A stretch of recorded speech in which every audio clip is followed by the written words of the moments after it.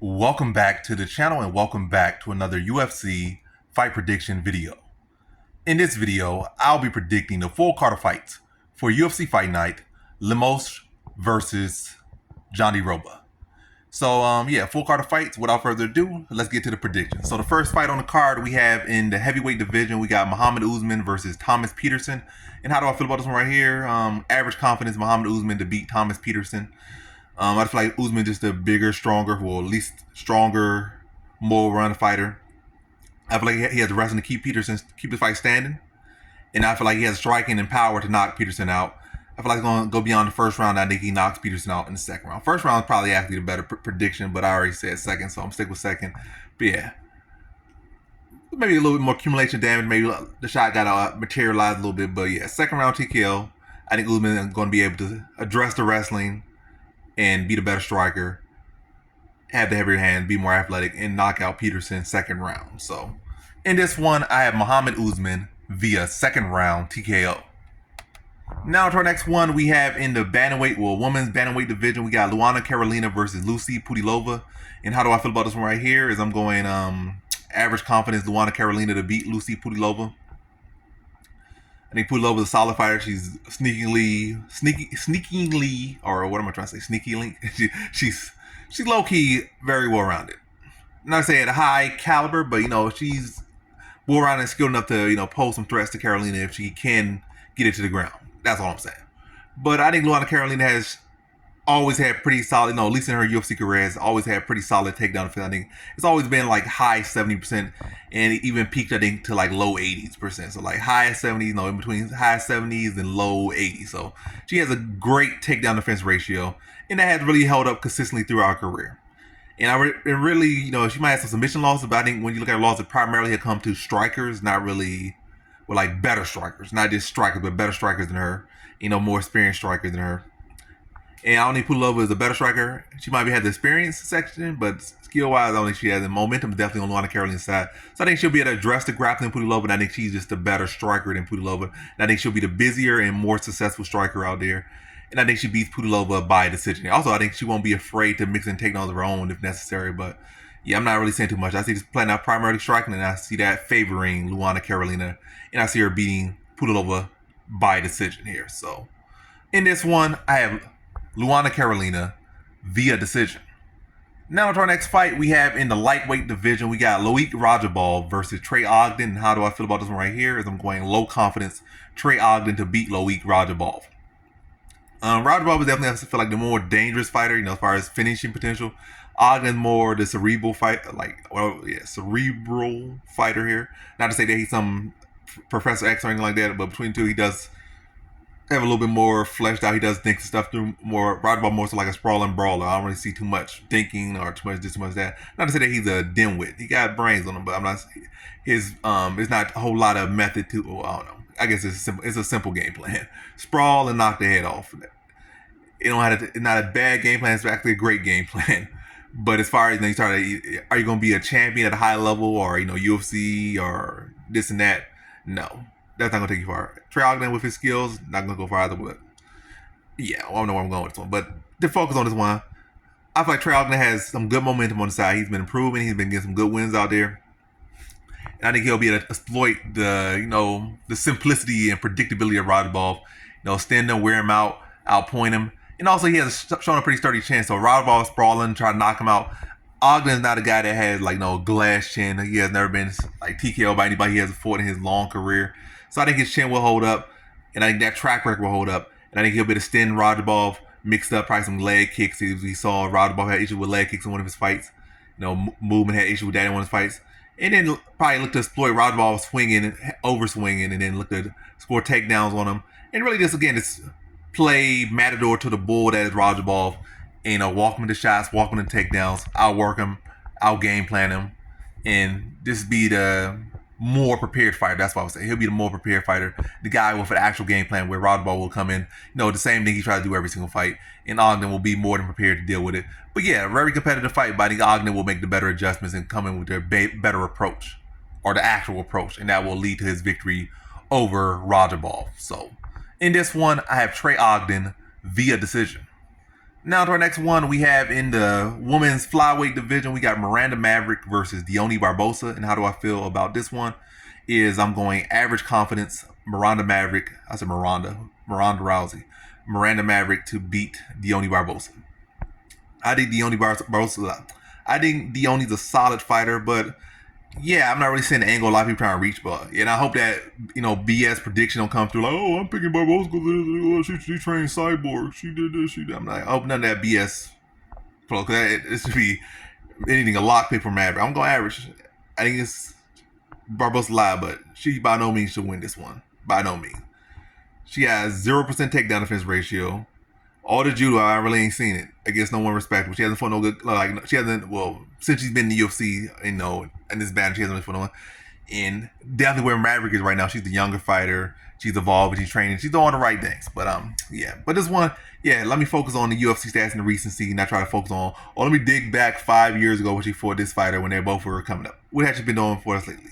She barely beat a lanky, one-dimensional fighter. Got taken down by her. Gave her like 3 minutes of control time. Really got outstruck like the second, third round. And like, yeah, I'm just not really saying for her. Like, so the focus on, I feel like Maverick will be able. But let me see. Barbosa has questionable cardio, questionable pacing, inconsistency. Maverick might not be the most polished striker. She might be patchy here and patchy there, but Maverick will push a pace. And not like Barbosa, some knockout artist. It's not like Barbosa has submitted someone so elite. Elite, not like somebody. Maybe in the past, as far as recently, she has not submitted no one truly elite, or then she can even get car and kite out of there. And an RB loss. So I feel like Maverick will be able to address her submission threat of Barbosa. She'll be able to get takedowns on Barbosa. Barbosa has been taken down in both her fights, in Contender Series and in her UFC debut.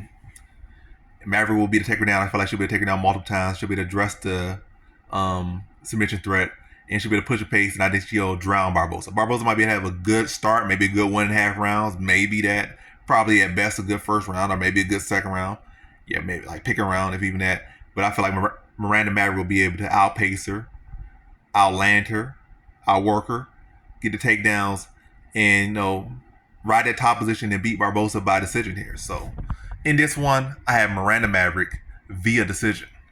Now to our next one, we have in the bantamweight division, we got Brian Kelleher versus Cody Gibson. And how do I feel about this one right here?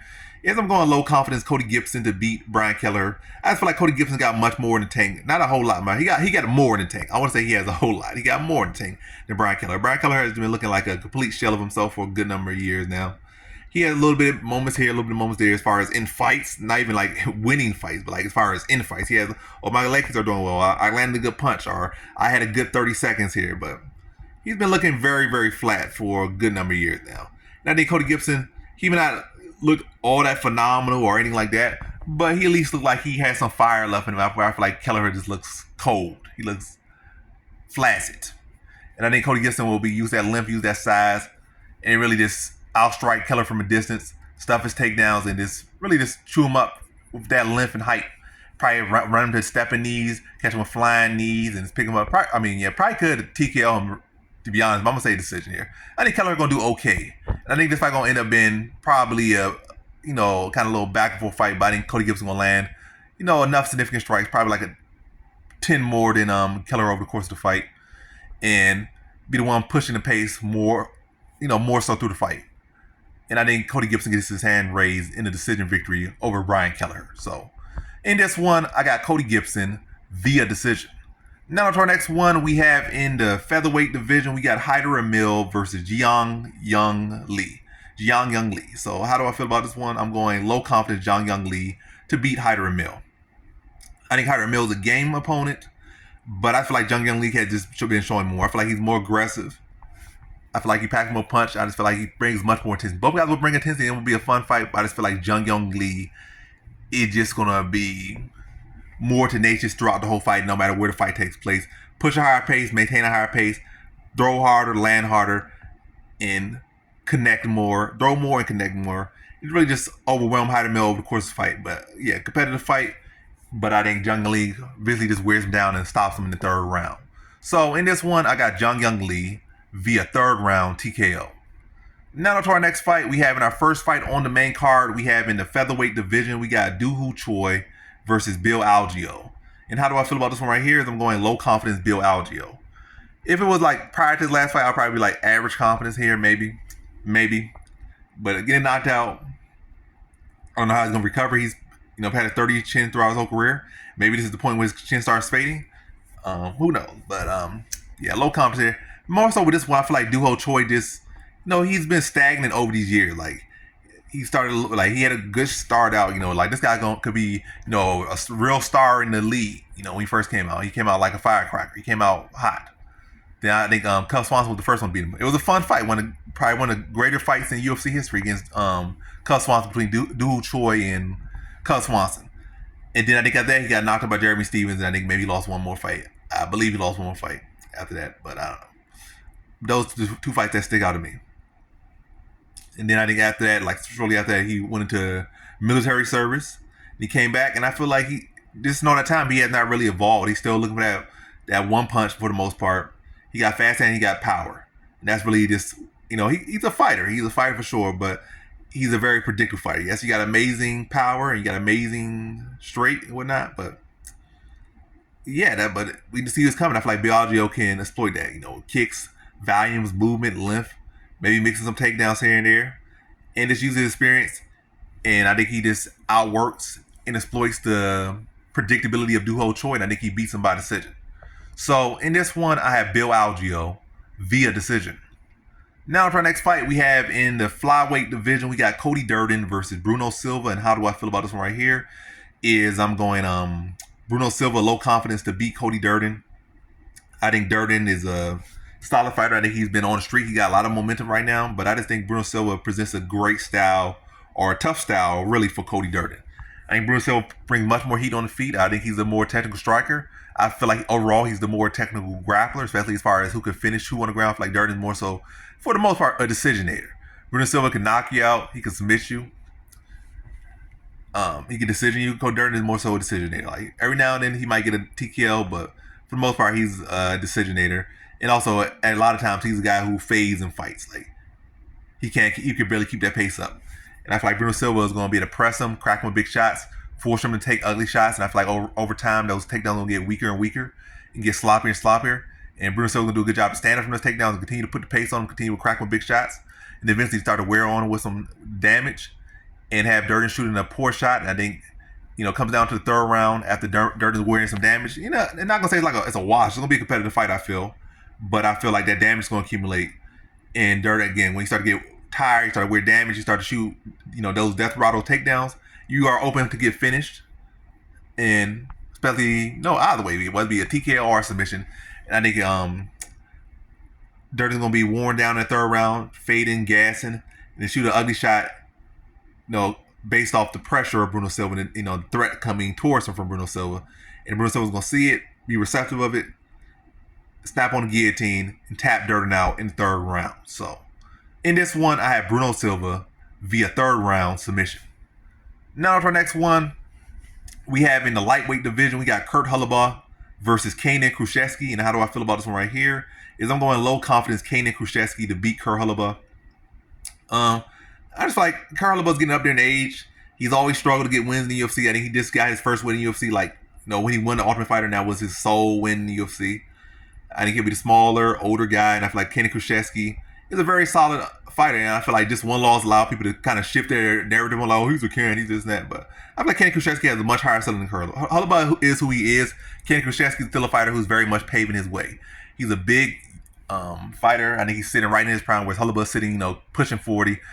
I think Kruschewsky's going to be able to use his length and size to, address the grappling Holobaugh, and use that length and size to walk Holobaugh into big shots when Holobaugh's trying to cover that distance. And I think he knocked Holobaugh out in the second round as Holobaugh's, trying to force, exchanges and trying to crack him and trying to pressure him. I think he's going to walk him into something, drop him, and finish him off in the second round. So in this one, I got Kruschewsky via second round TKO.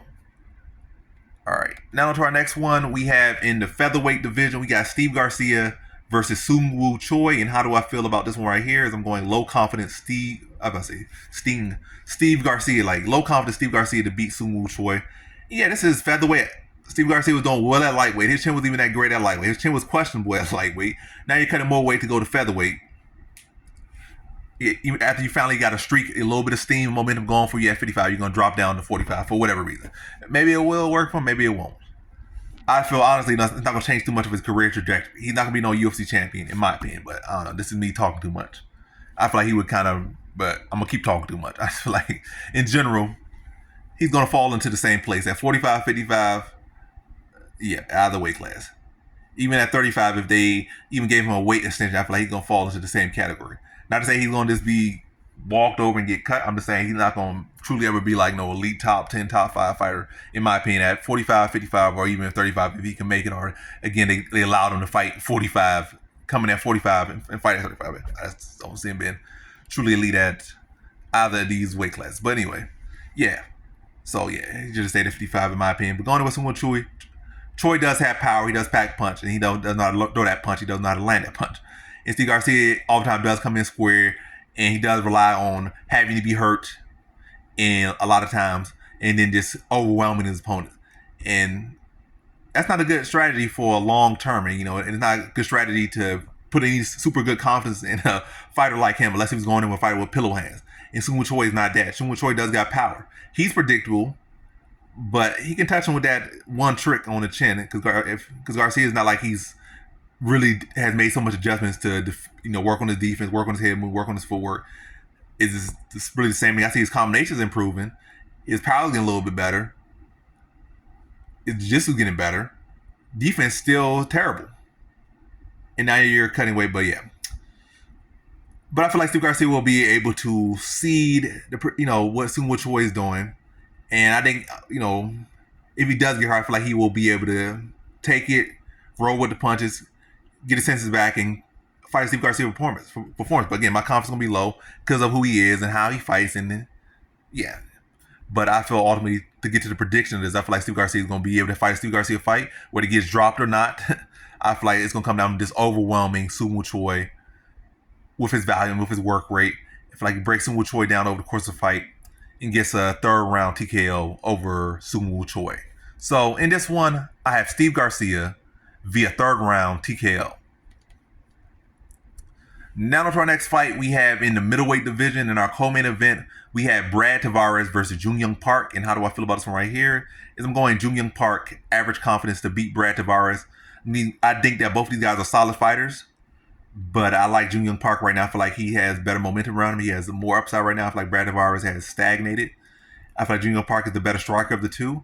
It's not like Brad Tavares is some big knockout puncher. It's not like Jung Young Park is some big knockout puncher. And what I say? I think I said TKO, but I'm going to go with decision here. Yeah, neither of these guys are really consistent knockout artists. I think Jung Young Park is the better boxer. I think both guys, takedown defense should hold up against each other. Tavares has one of the better takedown defense ratios in all of MMA history. So his takedown defense should hold up. And Jung Young Park has solid enough wrestling offense and solid enough wrestling defense to keep it on the feet. And I feel like also I can see him mixing up the striking. I can see him mixing up the clinch. He don't necessarily have to get a takedown. But again, I feel like Jung Young Park is just a better boxer right now, the better striker right now, and the younger guy close to his prime. And I just think he outworks, outboxes, outstrikes Tavares to a decision victory here. But a competitive fight nonetheless. But I just think, again, I think Jung Young Park has a lot more in the tank left. Closer, sitting right in his prime, whereas Tavares, closer to that end point. So yeah, I just think Jung Young Park, again, more momentum riding with him, and currently the better fighter right now. And I think this matchup, stylistically wise, and career perspectively wise, lines up with Jung Young Park. And I think he beats Tavares in a decision victory. So in this one, I have Jung Young Park via decision. Now to our next fight, we have in the women's strawweight division, we have in our main event, we have Amanda Lemos versus Virna Jandiroba. And how do I feel about this one right here? Is I'm going low confidence Virna Jandiroba to beat Amanda Lemos. Both of these guys, both of these girls, both of these, I'm going to talk like Medea, both of these, I can't even say it. We just roll with it. That's all we do. But yeah, low confidence Virna Jandiroba. But yeah, both of them are past 35. I think Jandiroba is like 38 and Lemos is like 37 out of the way. They both on the other side of 35. So it's not a case like you get some youth advantage on the other side, like, oh, she's so young, she's 30 years old, she's right in her prime, or she's 27 and this chick is 45. Like, nah. They're both in the same bracket. And I'm making up words, bracket. I said bracket. bracket. They're in the same bracket. They're in the same category. They're in the same, I don't know, category. But anyway, yeah, with Lemos, she's the better striker. Jandiroba is the better grappler. And I feel like Lemos, low-key, there's been a trend of her grappling being her weakest area in her game. I mean, not even just in her game, but as far as her issues in the fights. Not to say, like, oh, obviously, oh, she's the better striker, she's the better grappler. Of course she has weakness in the grappling. That's her weakness. She has weakness in the striking. That's her weakness. But what I'm trying to say, like, in the Weili Zhang fight, Zhang was able to take her down multiple times and dominate her on the ground largely through that fight. She had a couple good submissions, but she got dogged for the most part of that fight. And definitely a lot of takedowns, getting this no answer on the ground for the most part against Weili Zhang. A couple of decent submissions, but for the most part, just getting dominated on the ground. She had issues with Michelle Waterson for a little bit in that little fight. Michelle Waterson would get a takedown, get some decent control time before getting submitted. And the submission low-key was like not even a real submission, to be honest. Like she kind of just played to the ref and said like, "Oh, she's done," but she wasn't out. She didn't tap, but she got away with one there. She probably still would have won. I mean, she still would have won the fight, but I don't think Waterson would have got tapped from that submission. But she pretty much played the ref there and got a submission, but she got taken down. She was not looking as she was looking kind of off in the fight with Waterson. And who else?